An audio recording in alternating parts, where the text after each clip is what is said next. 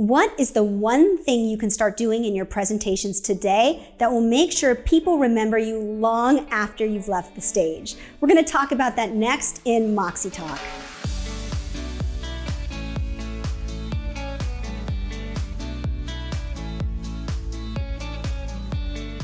Hey everyone, I'm Thea Fastbinder. Welcome to Moxie Talk, where we help you find your voice, share your message, and lead with confidence. Today, we are talking about storytelling.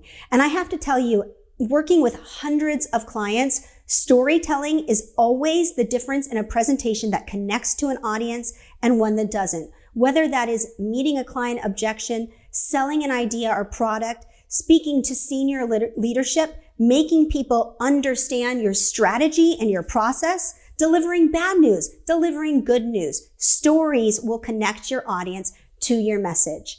Have you ever wondered, why do we remember stories? Why are they so impactful? Has to do with neuroscience. And if anyone's been watching these, they know I love neuroscience. So when you tell a story, your audience's brain emits dopamine. And dopamine is actually a mental sticky note. That's why we remember stories. We're actually hardwired to remember them.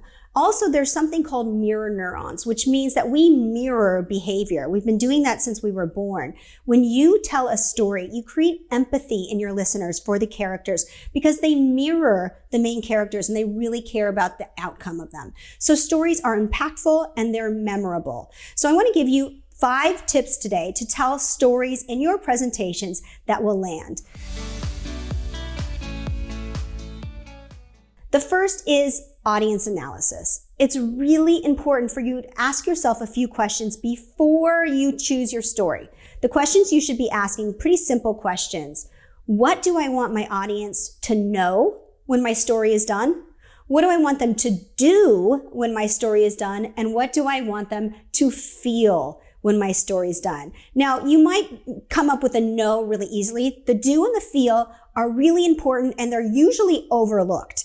Do you want a story that's going to create some anger in your audience? Do you want a story that's going to make them introspective? Do you want a story that's going to make them inspired? The kind of feeling you want for your audience at the end of the story is crucial. And equally as crucial is, what do you want your audience to do after this story? Do you want them to take action? Do you want them to promote you? Do you want them to buy your product? Do you want them to understand your service better? So really thinking about the audience analysis is crucial for your storytelling.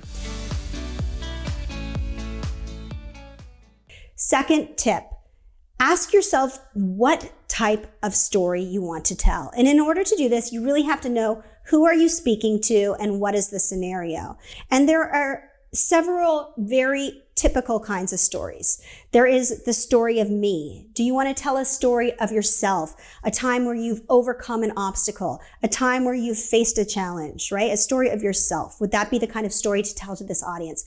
Do you want to tell the story of us? The story of your company or your team or department? That's a really common story and a great one also. Another one is the story of others. Do you want to tell a story of a patient or a client who actually benefited from your service, or maybe one who didn't buy your services and what happened to them after? So the story of others. Last but not least, the story of an idea.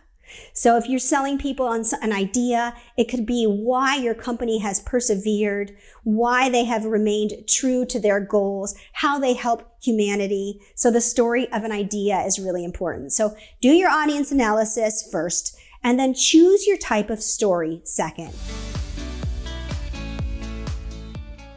Now we're moving on to the structure of your stories. Now, people make a big deal about structure of their stories and all these crazy story arcs, but there's really 3 main components, and I bet you know what they are. Intro, body, conclusion. Every story has these main parts, and the story arc kind of looks like this. It's like an upside down U. Now, things you should be thinking about. Your introduction is really when you set the stage and introduce the characters of your story, right? So it's really important to do that in your introduction. If this is also kind of what we call the once upon a time part of your story, right? Now we're moving on to the body, which is kind of the hump of the story arc. And in that body is when you really introduce the challenge or the drama, right? The obstacle that your characters are trying to overcome. And that happens in the arc of your story. And then the end of your story, the conclusion, is when we really tie all this together. This is the happily ever after. Sometimes it could also be the lessons you learned on this journey. So it's really important to think about how you're going to tie up your story. So those are the common elements that you can use in your intro, body, and conclusion.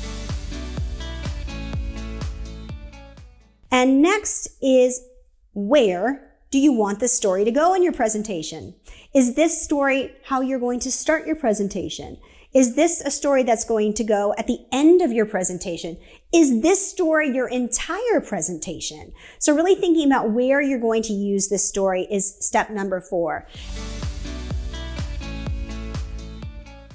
Last but not least, and maybe the most important part of your story, and the part that people do the least, is the bridge to the rest of your presentation. The takeaway, why this story matters, what this story has to do with the presentation or the audience. What is their call to action? Why should this story matter to them? A lot of times people tell stories and they don't make that bridge, and the audience doesn't know why you're telling the story and what they're supposed to take out of it. So make sure you make that bridge from the story to your audience and why it matters to them.